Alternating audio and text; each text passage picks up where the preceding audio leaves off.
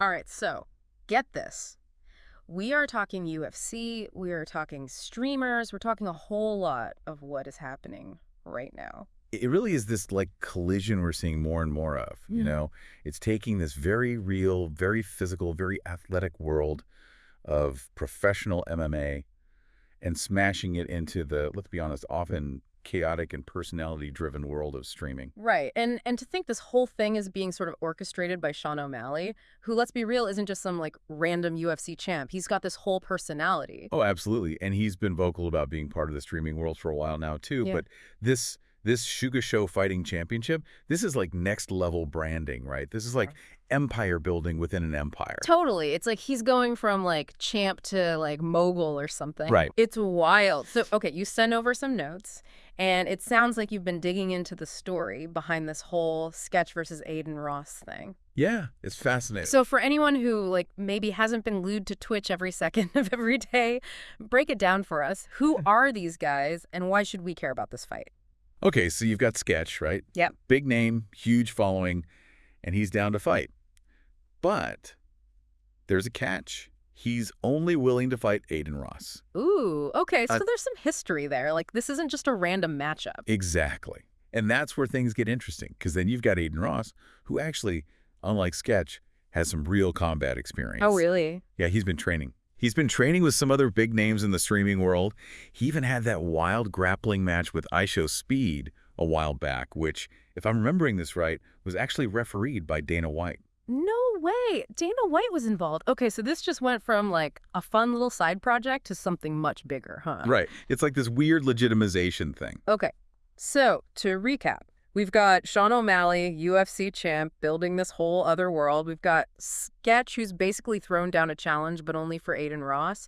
And then we've got Adin Ross, who's been quietly, like, training this whole time. It's a recipe for some serious trauma. It really is. And we haven't even gotten to the actual fights yet. And that's the thing. This isn't just about the fights. It's about the personalities. This is about to get messy. It's a powder keg. All right, well, let's unpack it. Yeah, and this whole I'll only fight Adin Ross thing, right? Like, Yeah. that's not nothing. Oh, yeah, that was in one of the articles you sent over. I was like, hold up, this just got real. What's your read on that? Is that just like trash talk to get people hyped? I mean, it's definitely a power move. On one hand, it's classic rivalry stuff. You know, that's what the internet runs on. These narratives, these will they, won't they dynamics. It's like WWE, but with like Discord servers instead of folding chairs. Exactly. But this is also like next level marketing. By making it personal, Sketch isn't just setting up a fight. He's setting up a storyline. So even if you don't care about MMA, you might tune in just to see how this plays out. 100%. And, Yeah. and this is where things get really interesting. Because let's be real, Sketch is taking a risk here. If he loses, and especially if he loses badly, that could hurt his brand, right? Totally. It's like you're putting your reputation on the line in a whole new way when you step into a ring. And that's where this whole thing gets really fascinating, because the rules are different now. Because even losing, when done right, can be a win. What do you mean? Think about it. If the story is good, if people are invested, then a loss is just another chapter. It's setting up a rematch, a redemption arc.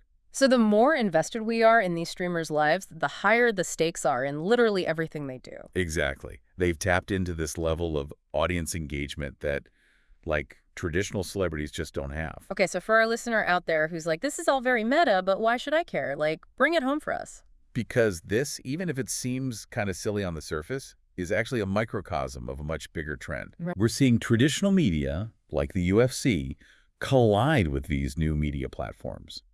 And what happens here with this event could have ripple effects across the entire entertainment industry. I was actually just thinking about that. What if this whole thing, this whole crossover event thing, like, spilled over into music? Oh, interesting. Like, imagine instead of just dropping an album and touring it, your favorite band, like, has to win a season of Top Chef to, like, unlock the deluxe tracks or something. Right, it's like interactive album release. It totally changes the relationship between the artist and the fan. It's not just passive listening anymore. And it plays into this whole fear of missing out thing, you know? Yeah. Like, you don't just want to hear the new album. You want to be part of the experience of it being released. Okay, my mind is officially blown. You're saying this whole thing with Sean O'Malley could be the start of something huge. We're not just talking about a weird fight card. We're talking about, like, a whole new model for entertainment. And it goes beyond music, too, right? Think about actors collaborating with esports teams, Hmm. or authors doing these like live-action role-playing things based on their books. So basically, any world can collide with any other world. Exactly. Man, going back to something you said earlier, you were talking about how this event really makes you question, like, what even IS a celebrity these days? Are these streamers athletes now? What? It's such a good question. Mm, And it's only going to get more complicated. As these lines get blurrier and blurrier, the old categories just don't really apply anymore. right. Like, what even success in this new world? Is it being good at fighting? Is it having, like, a massive online following? Is it being really good at marketing? I don't know the answer, but I'm fascinated to watch it play out. Me too. And I think that's a good place to leave it. The question for our listener is, what's next? Like, Yeah. what other crazy collaborations, what other wild crossover events do you want to see? Hit us up on that. Our DMs are open because we need to know. This has been fun. Definitely. Always up for a good deep dive. All right. Until next time, stay curious. Internet, we'll be watching.